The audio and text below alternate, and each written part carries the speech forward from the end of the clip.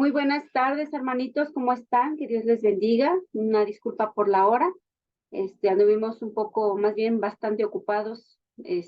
Fuimos a dos citas hoy con mi esposo, pero bueno, el día de hoy estamos con nuestro devocional. Ya estamos en el Nuevo Testamento. Vamos a ver el día de hoy Mateo 9 y Mateo capítulo número 10. Bueno, hermanos, en estos dos capítulos vemos cómo el Señor Jesús hace milagros, ¿sí? En el capítulo número 9, versículo del 1 al 7, vemos que Jesús sana a un paralítico. Vemos que traen a un paralítico a Jesús, ¿sí? Tendido sobre una cama. Y pues el paralítico iba con el deseo que Jesús lo sanara, ¿sí? Que le permitiera levantarse y poder caminar. Pero algo que llama mucho mi atención, hermanitos, es de que Jesús no fue lo primero que hizo, el hacer el milagro y decirle al paralítico que se pusiera de pie, sino que dice en el capítulo número 2, y sucedió que le trajeron un paralítico tendido sobre una cama, y al ver Jesús la fe de ellos, dijo al paralítico: ten ánimo, hijo, tus pecados te son perdonados. Aquí vemos que el Señor Jesús, lo que Él le interesa, hermanos, es el corazón, es que la gente procedan al arrepentimiento. Y en este caso vemos que Jesús perdonó, fue lo primero que hizo. Jesús perdonó los pecados del paralítico, ¿sí? Y muchos decían que por qué hace eso, que quién era Él para decir tus pecados te son perdonados, ¿sí? Y bueno, también en el versículo número 5 dice, porque, ¿qué es más fácil decir los pecados te son perdonados o decir levántate y anda? Pues para que sepáis que el Hijo del Hombre tiene potestad en la tierra para perdonar pecados, dice entonces al paralítico, levántate, toma tu cama y vete a tu casa. Aquí vemos, hermanos, y el Señor Jesús no ha cambiado, el Señor es el mismo de ayer, de hoy y de siempre. Hay veces que nosotros nos acercamos y obviamente nos debemos acercar al Señor para que nos sane, porque Él lo puede hacer. Pero saben que aquí vemos algo muy, muy bonito, que el Señor primero se fijó en el corazón del paralítico, ¿sí? Eh, Sabía el Señor Jesús que el paralítico tenía necesidad de un Salvador, ¿sí? Y obviamente, pues bueno, aquí vemos que el Señor Jesús lo sana, ¿sí? Pero primero, ¿qué es lo que hizo? Perdonó sus pecados. ¿Por qué?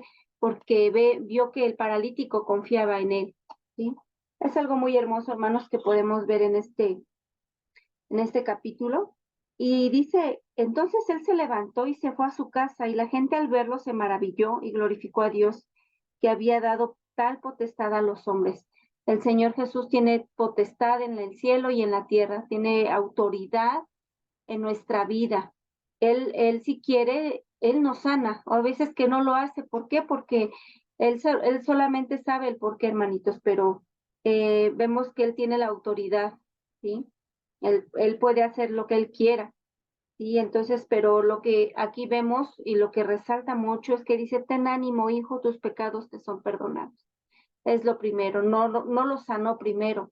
Él primero se fue a este punto y que le da el ánimo, pero también le dice, tus pecados te son perdonados.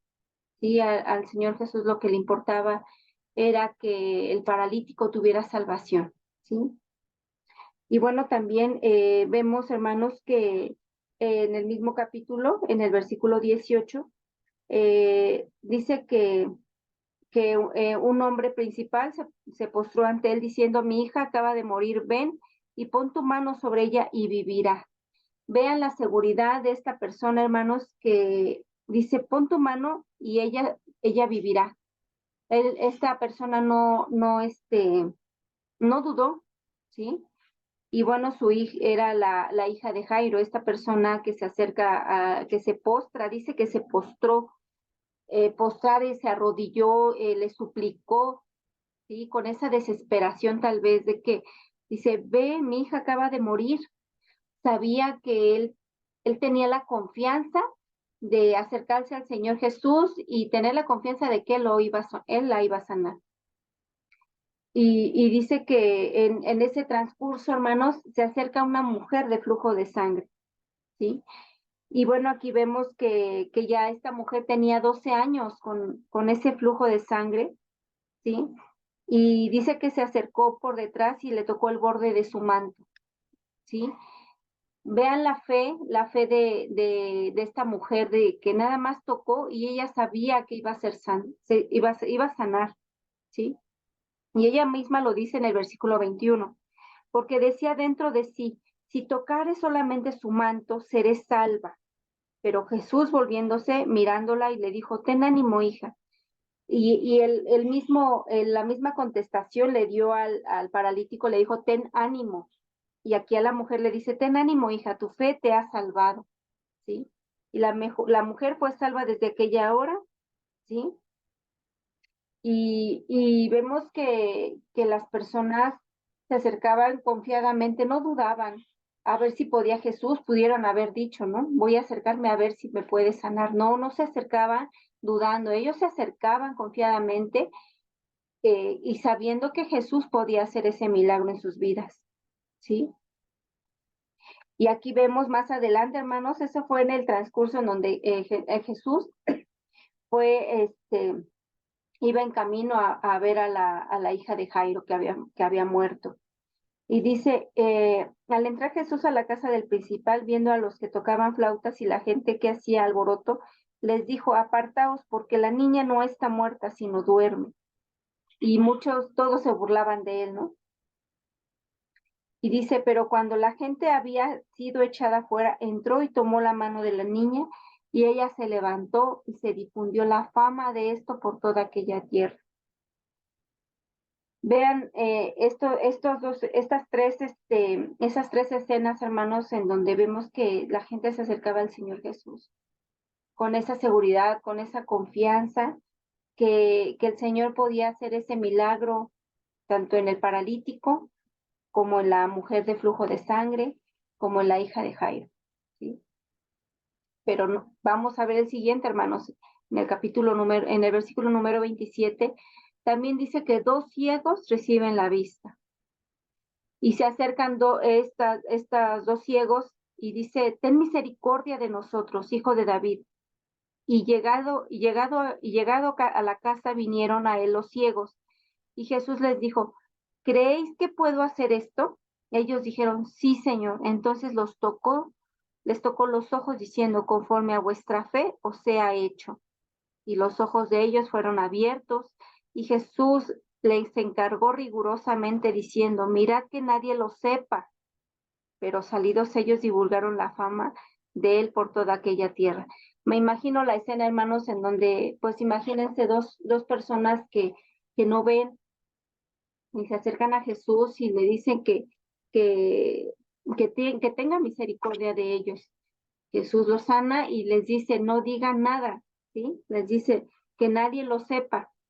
Pero yo me imagino, hermanos, su gozo, su felicidad de decir, ya puedo ver cómo iba a ser muy difícil que ellos no pudieran callarse.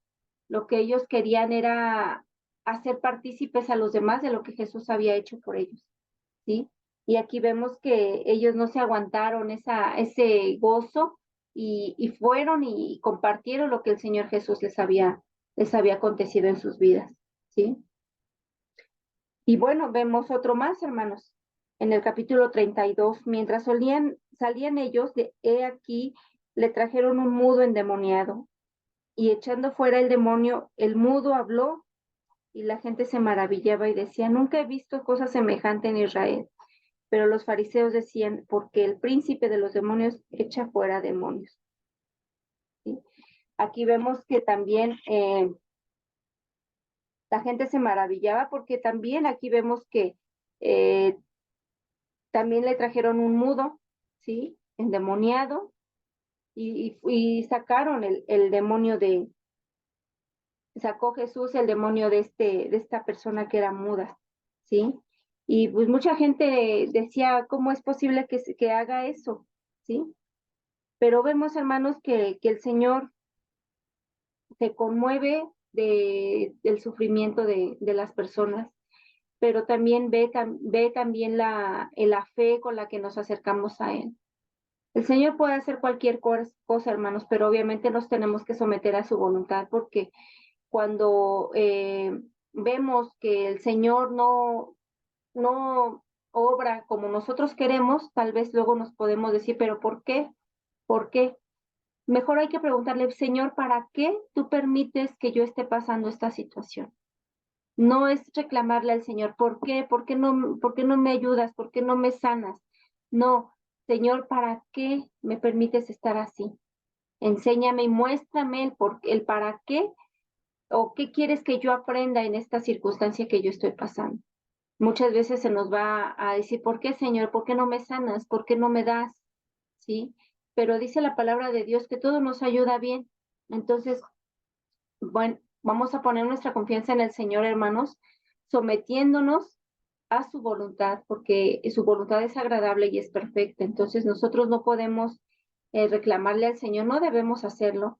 Al contrario, darle gracias a Dios en todo. Así dice la palabra de Dios, que debemos de darle gracias en todo, no nada más en lo bueno, ¿sí? Dice en el libro de Job que nada más de ti recibiremos lo bueno y el mal no, el mal lo vamos a rechazar.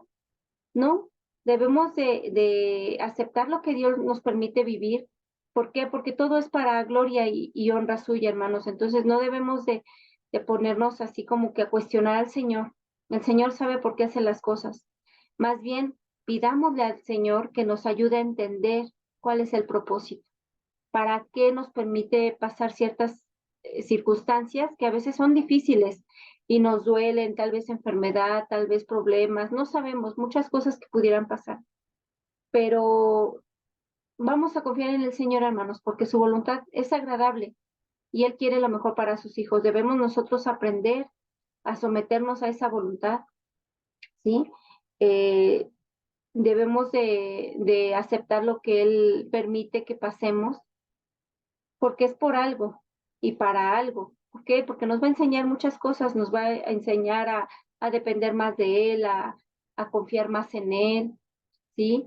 Hay veces que cuando el Señor permite que tengamos todo, tengamos salud, economía y todo eso, se nos hace tan sencillo o tan fácil el no buscar al Señor. ¿Por qué? Porque tenemos todo, supuestamente no nos hace falta nada, ¿no? Pero no debemos de verlo así, hermanos. Yo creo que el Señor permite ciertas circunstancias en nuestra vida, ¿sí? Para acercarnos más a Él. De esa forma, el Señor nos lleva a un desierto, dice en el libro de Oseas, un libro muy hermoso también, que Dios nos lleva a esos desiertos para que nos volvamos a enamorar de Él. Entonces, si hay veces que tú estás en un desierto, tal vez enfermedad, tal vez problemas y todo, el Señor te lleva a ese desierto, ¿para qué? Para que lo busques, ¿sí? ¿Qué hay en un desierto, hermanos? Pues hay sequía, hay desesperación, cansancio, desánimo, hay muchas cosas en un desierto, si lo vemos de esa forma, ¿sí? Pero ¿qué es una persona que está en ese desierto? ¿Qué es lo que hace? Clamar al Señor, ayúdame a salir de esto, ¿no? Entonces, así, hermanos, el Señor permite que pasemos esas dificultades en nuestra vida, nos lleva a ese desierto que a veces no queremos estar ahí, no nos gusta estar ahí, pero de esa forma el Señor se permite que nosotros lo busquemos, porque mientras estamos bien, no lo buscamos, no nos acordamos de él, porque pues para nosotros todo está bien, aunque no sea así. Entonces, hermanos, si tú estás pasando por enfermedad, alguna dificultad, vamos a los pies del Señor, vamos a los pies del Señor y hay que orar, hermanos, hay que pedirle al Señor que nos dé fortaleza, salud, que nos permita crecer en su palabra, ¿sí? Pero nunca desanimarnos, hermanos. Si estamos pasando por alguna enfermedad, no es deprimirte. Obviamente llega el desánimo físico también, espiritual también puede llegar, pero lo que nos debe de llevar una enfermedad, un problema, es buscar al Señor. Muchas veces cuando tenemos alguna situación complicada, hermanos, ¿qué es lo que hacemos? Pues nos desanimamos y ¿qué es lo que pasa? Que pues no vamos a la iglesia, no oramos, no leemos ¿sí? Entonces, obviamente nos vamos a desanimar más, pero el Señor nos lleva a esos desiertos, ¿para qué? Para que nos aferremos más al Señor. ¿Para qué? Para que busquemos más de su palabra, el tener comunión con los hermanos, el estudiar la palabra de Dios. Eso nos va a animar, hermanos. Y eso el Señor es lo que está esperando de nosotros, que en vez de alejarnos del Señor, nos acerquemos más a Dios, nos acerquemos más a sus pies, hermanos, porque ese es el lugar más alto que podemos tener. ¿Sí? El lugar más alto es estar postrado a los pies de nuestro Dios. Entonces, si tú estás en una situación difícil, hermanos, no te desanimes, no te alejes, no reclames al Señor. ¿Por qué? Porque algo nos quiere enseñar. Entonces, en vez de alejarte, acércate más al Señor, aférrate más a Dios, hermano. Alaba al Señor, pon alabanzas, cántale al Señor, ¿sí? Entonces, hermanos, pues es algo que Dios nos ha permitido vivir a nosotros como familia.